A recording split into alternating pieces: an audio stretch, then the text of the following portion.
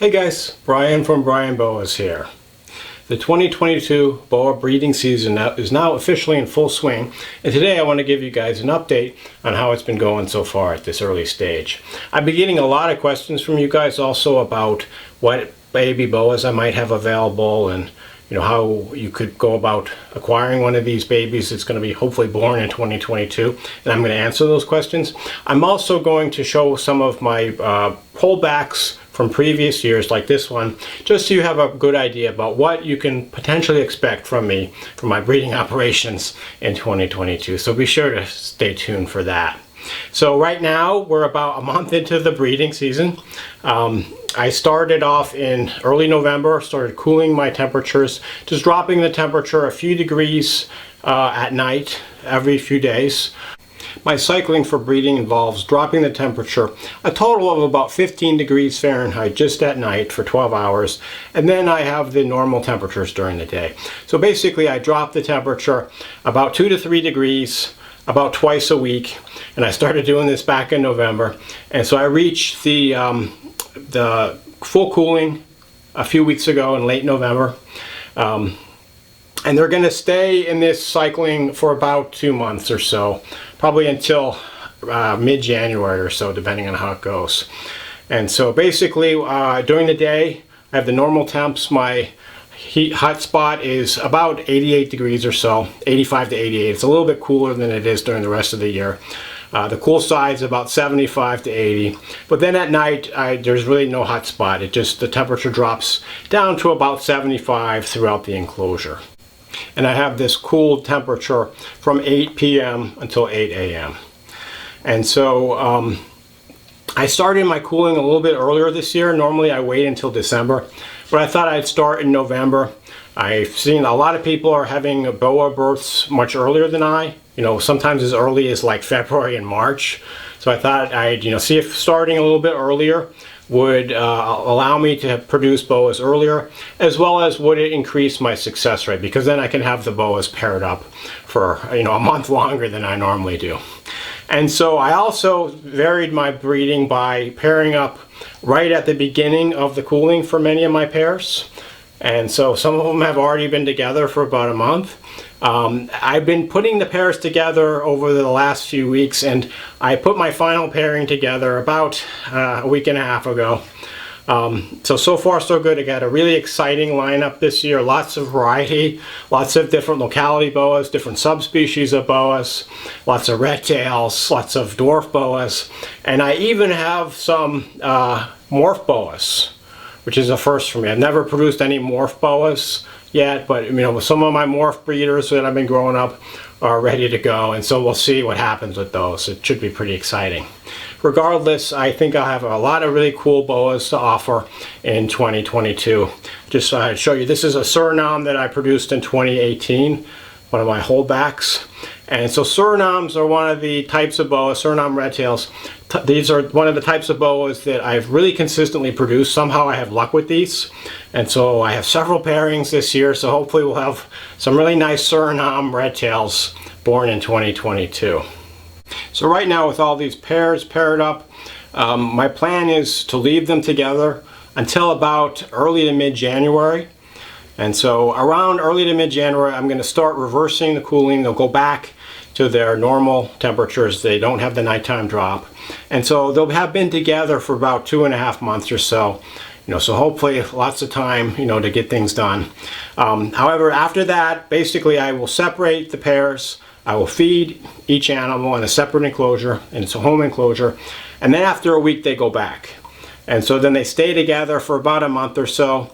And then I separate them again, feed them for, keep them separate for a week, and then they go back. And I repeat this process for until May or June in some cases, or until the animals, the females, are obviously gravid. And so it's a pretty long process. It can go on in some cases for 6 to 7 months. But this is how I found the best way to get boas to breed and to get gravid boas. With many of my pairings, I've witnessed quite a bit of apparent interest on the part of the male and with the female, and some courtship activity. Other pairings, I haven't really witnessed anything so far, but this is really up to the Boas. And you know, one of the main messages of my channel that hopefully you've gotten so far is that really what makes a good breeding season is not what you do during the breeding season, but it's what you do leading up to the breeding season. You know, really getting healthy animals that are really ready to go, cycling them correctly, you know, growing them up responsibly so they're in great shape. And then once you put them together, it's kind of, you got to let nature take its course. It's kind of up to the Boas, and if a Boa doesn't want to breed with another Boa, there's really not a lot you can do, you know, other than wait. You know, there's a lot of tricks that I've discussed previously. They don't really work all that well, so it's just letting nature take its course. So I've been checking on them, but I definitely try to give them their space. You know, I definitely don't want to disturb a Boa when they're tail to tail.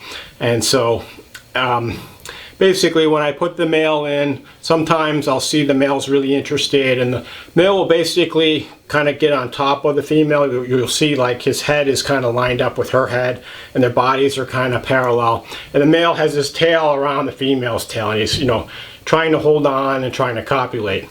And so a lot of people see this and they say, oh, my Boas are, they have a lock, they're copulating. Really, you rarely see actual copulation. Most of what you see is just the male trying to copulate. And you don't need to see the copulation. You know, just let the animals do their thing, and if you are patient and you give them the time, you know, they should deliver. So that's kind of what I have going on right now.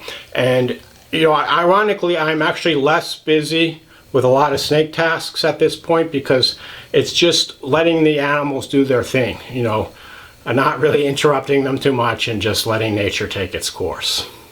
So with any luck, I should have females that are going to start acting gravid around March or so, March or April. And then hopefully my first litters will be sometime around May and June. Typically the Boa Imperator, some of the island Boas, are the first to be born. And then later on is, you know, most of the locality Boas. The Redtail Boas are the last, and typically they're not born until like September. That's really the biggest month for BCC, sometimes even into October. So it's still quite a long way away.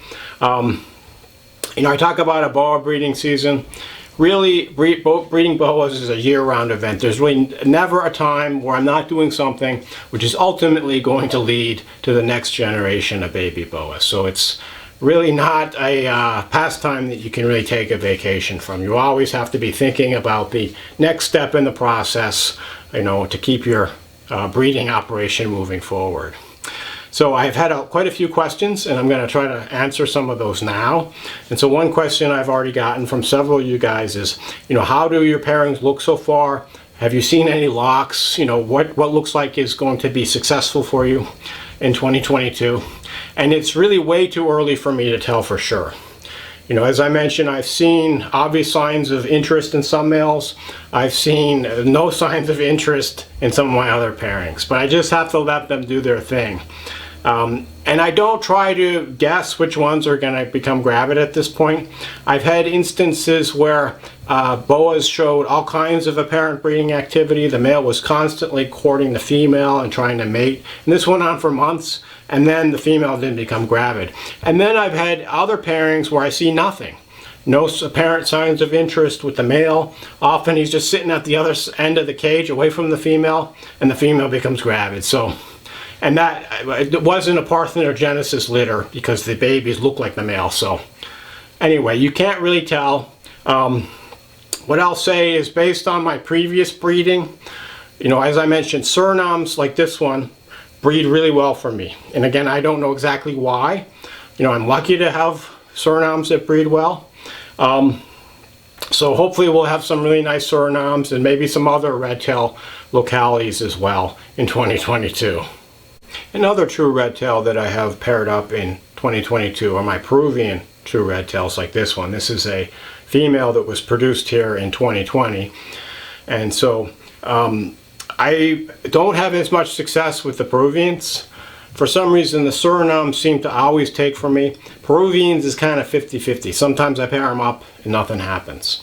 And so other people have told me that they've heard that Peruvians are supposed to be easier to breed than Surinams. So I don't know if it's just because my particular Surinams breed really well, just because of, you know, whatever the line they come from, or they're just really well adapted to my facility. So it might just be my specific animals. But hopefully I'll get at least one litter of Peruvian red tails in 2022. And so this one was born 2 years ago from a Rio Bravo bloodline crossed with a Jim Peters bloodline. And they were both described as from the Pucallpa locality of Peruvian red tail.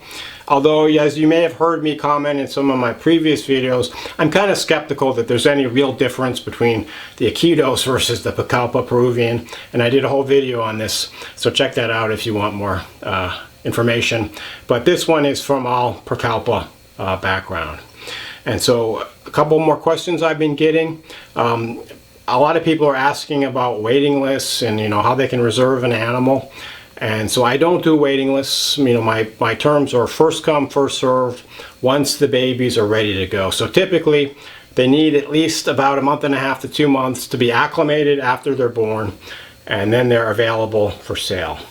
And so I anticipate that the babies from this year, from 2022 rather, will start to be available in mid to late summer, July, August. And then as more babies are born and get established, it'll go out towards, you know, the end of 2022. And then some of them, of course, will stay here for the winter and they'll be available in the spring of 2023. A related question I've gotten is, you know, can I send money now to reserve a baby? And again, I don't take money ahead of time. You know, I feel like obligated. If people give me money, then I have to, you know, keep track of all this. And, you know, someone has paid me, so I basically indebted to them. So I rather just keep it simple. It's first come, first serve when babies are ready to go. Here's another locality boa I hope to produce in 2022. This is a Cay dwarf boa. This is an island boa from a small island off the coast of Belize. And this animal is going on 1.5 years old, so you can see still quite small. And this guy is probably going to get to maybe 4 feet total. So real great boa for people that want a pint-sized constrictor that has all of the great behaviors of a full-size boa, but in a nice, more convenient and more manageable package. And these guys have really grown on me, so, you know, since I started keeping them about 10 years ago. I hope to produce full siblings to this one. I have the same pairing that produced this one paired up right now, and so far it looks so good, but of course way too early to say. But this is an experienced pair, so hopefully I'll have a better chance of, you know, repeating and having another litter. And real great boa. I love the dwarf boas in general. I think they're really underrated, and it seems like they have been getting more popular in the last few years. So another question I get a lot is someone will have this urgent request, you know, I really need a Cay Boa. I need one of them. How can I make sure 100% that I'm going to get the boa? And so you don't really need boas. I mean, they're really a luxury and we all love them, but, you know, it's not like food or, you know, medicine or water. But if you really want to best ensure that you're going to get a boa, what I would do is I would follow the different breeders that are working with your boa of interest. And so as far as these Cay Boas, there's, you know, quite a few other breeders that work with these other than myself. And a lot of them have Facebook pages or websites that you can follow. This probably isn't a boa you can just go to Morph Market or Fauna. There's probably not going to be any up there on any given time. You know, once in a while there might be, but it's not really a regular thing as far as the types of boas that are usually in stock on the online classifieds. But as far as my boas, this is why I do this channel. I make videos giving you guys updates about my breeding activity. So follow these videos. Basically, once, if I do get a litter of Cay Boas, I will announce it on my channel with a video, and then I'll keep you guys updated. And ooh, yeah, he's getting a little testy. Maybe it's my fingers, you know, getting too close to him. Anyway, I make videos announcing my boas and when they're available. And as I mentioned, typically I expect to have boas for sale about 1.5 to 2 months after they're born and once they're established. So being that these guys are usually born in like July or August, it would probably be around September, October by the time they're available. Another question I've gotten several times recently from you guys is, what will your prices be for 2022? And so, for example, what will your price on Hog Island Boas like this one be? And so, I don't know what my prices are going to be. I have a rough idea, but if you've been following the boa market over the last couple of years, it's just been crazy the way these prices have been changing. And so I pretty much keep my prices consistent with the market prices. In fact, I think I probably price a little lower than the market is a lot, because it's just been expanding so fast that, you know, my prices, I don't really raise all that much. You know, one way that you can see what my expected prices might be is to look at what my prices were the previous year or the year before. For example, like Hog Island Boas have been going up quite a bit in price lately. I remember back, you know, 10 years ago, 10, 15 years ago when I first got mine, they were like $150 to $200 a piece, which is, you know, greatly undervalued. And then they kind of went up to like $200, $300 for a while. But lately, they've been more like $500, $600, $700. I sold my hogs in 2020. I didn't have any in 2021, but in 2020, I sold them for $500, and they went like hotcakes.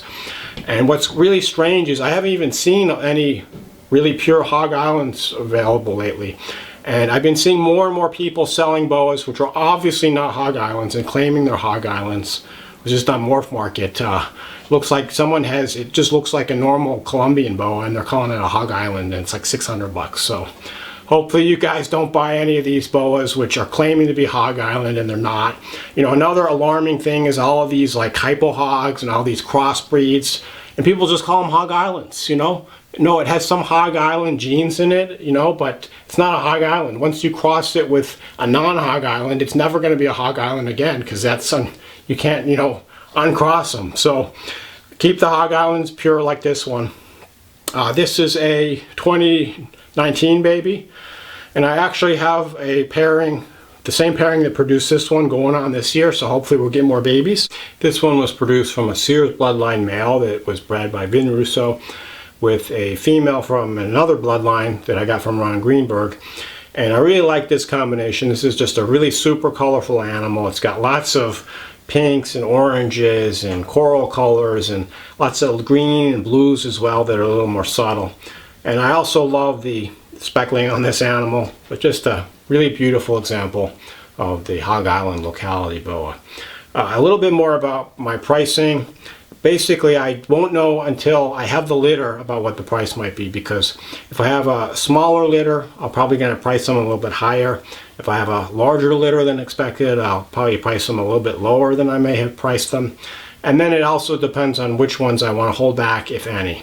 And if, you know, I want to hold back a lot of animals and only have a few available, that's going to affect the price. So I really won't know until the animals are available what the price is going to be. And typically I look at what similar animals are going for as far as the market, and it's right around the same area as the market, if not a little bit lower than the market price. Another locality boa I hope to have in 2022 is the Tarahumara Mountain Boa from Mexico. And this is a female that was born here in 2018, so she's maybe a year to 2 years away from maturity. And they don't get much bigger than this, you know. So a adult female will be 4.5 feet, maybe 5 feet tops. The males are about a foot shorter than that. Just another really cool dwarf boa for someone that doesn't have a lot of space. And these Tarahumara, and along with the Cay, have rapidly become my two favorite dwarf locality boas.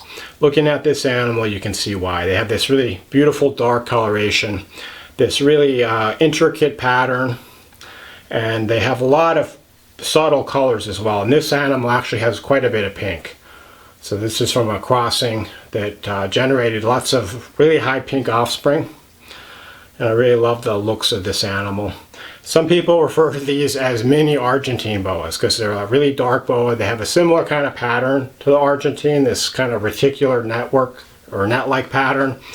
And, you know, behavior-wise, they're kind of like Argentines as well. So really cool, underrated locality boa that I hope to produce in 2022. One more holdback locality boa of a locality that I hope to be producing in 2022, and that's the Peru Island Boa boa constrictor sabogae. This is a 2019 holdback female. So you can see just a gorgeous animal. These are very distinctive type of boa. You know, the first thing you'll notice is she's basically patternless. She's got a few saddles on her tail that are kind of this dark reddish brown color, but you can see her body is just this beautiful golden tan color with very few markings. They have this nice creamy white belly and often a lot of white scales on their sides. This female is, you know, one of the lighter ones I produced. Really cool looking head with these kind of this triangular shaped head with these flared nostrils and really prominent eyes. Just a really cool looking eyes. And then they also have a very distinctive body shape, very long, you know, kind of skinny boa. They're really adapted for life in the trees. So definitely a very distinctive locality of boa. And so hopefully we'll have some more of these babies in 2022. Actually, I produced them in 2021, and it was my first litter of the season. They were born in May. So hopefully, you know, we can repeat, and you know, by the beginning of the summer, hopefully I'll have some of these Peru Island Boas on the ground. So one last question from you guys. Several people asked me, when are you next going to have boas for sale? Or people ask about my availability. And so, as I mentioned, for the 2022 breeding season, I expect the first litters to be born in the late spring, around May. And then, you know, more babies born June, July, into August. And then most of the red tails I would expect later, you know, August, September, maybe even October. At that point, they need a month and a half minimum to 2 months to be established before they're ready to go. So that's when they'll be for sale. So that being said, I do have a few 2021 animals remaining. And so I'm not shipping right now because it's too cold. But I didn't sell all my animals from 2021. And so there will be a few animals of several different localities. These remaining 2021 animals will be available in the spring once it gets warm enough to ship. And I'll have more information on this in future videos. So please stay tuned to the Brian Boas channel. Well, I hope this was helpful. As always, if you have any questions or comments, feel free to reach out to me. Thanks for watching and enjoy your boas.